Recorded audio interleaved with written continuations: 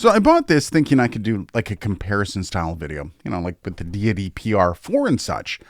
But then when I got hands-on with it, I realized this thing probably deserves its own standalone video review. So let's see what makes this thing really shine. So this might just show how much I've been kind of disillusioned with Zoom products lately. Of course, I've always been a fan of the H series, and we all know how that's been going over the past little while. But even this H5 Studio, it's awesome, but still, its build has taken quite a step back since its last iteration back in 2016. But even with these things, I find myself rarely using the bloody XY mics and more often just going with the XLR inputs. I'm rarely capturing anything that needs a stereo signal. Well, I think I'm starting to see things a touch differently now. You see, when you get hands-on with the F3, you're going to realize what I'm talking about. This thing is only 50 grams heavier than this.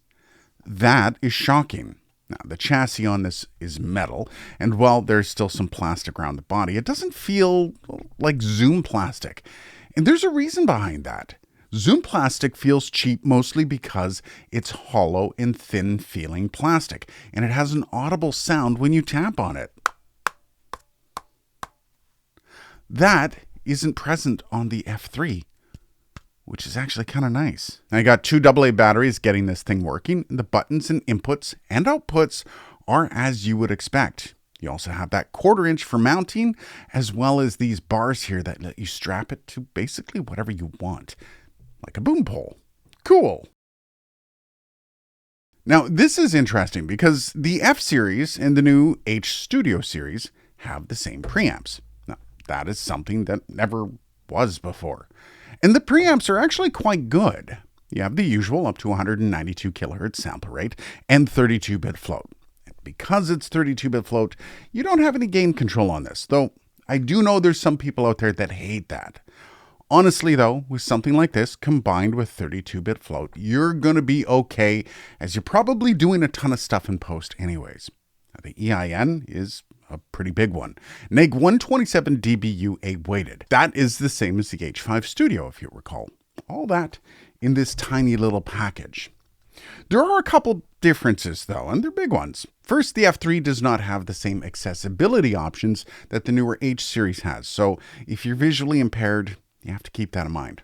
Not sure if that's something that can be updated with firmware, but perhaps. And second, the H series has much worse headphone preamps. The F3 headphone preamps are whisper quiet, while the H5 Studio does have a noticeable hiss on it when it's cranked. Now, I just kind of realized while I'm editing this, I could be wrong about that. This is the H5 Studio, and it has adjustable levels. Not adjustable gain, it has adjustable levels. And when you crank it up past 6, you start to hear that hiss. However, when I'm noticing my levels between this, the H5 Studio, and the F3, shush. I've noticed that around the same level settings, this does have much more of a noticeable hiss in the headphone preamps than the F3. So while I can't exactly confirm it, there is a little bit of evidence to show that this has worse headphone preamps. Again, though, I do want to bookend that with, I could be wrong. So let's take a look at some of the menu items on the Zoom F3.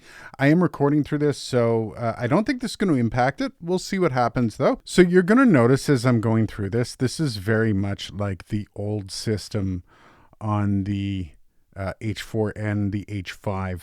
Nothing really changed here. This is all very, very the same. In fact, it's also kind of scaled back as well. So this is literally just for field recording. This isn't going to have any other kind of niche things you can do with it. It is very much just for that. So yeah, that's the menu. Sorry if it's a little underwhelming. Now, as I mentioned, I've been a fan of the H series for at least a decade, and I made a ton of money with my OG H5.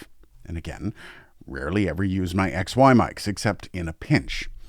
And I guess that's one of the big benefits that the H series has. Always at the ready, always handy.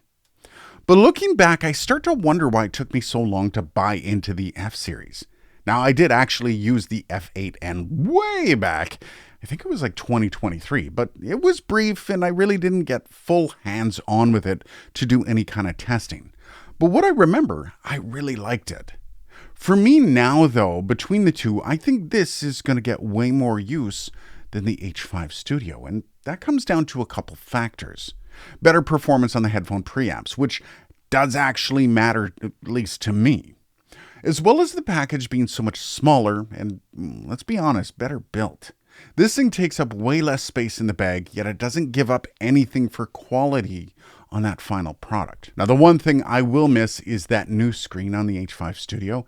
Now, it isn't anything mind-blowing and definitely feels somewhat antiquated when you compare it to the Tascam Portacapture series, but compared to that older style monochromatic screen on the F3, it's a bit of a throwback to the old H4n and H5.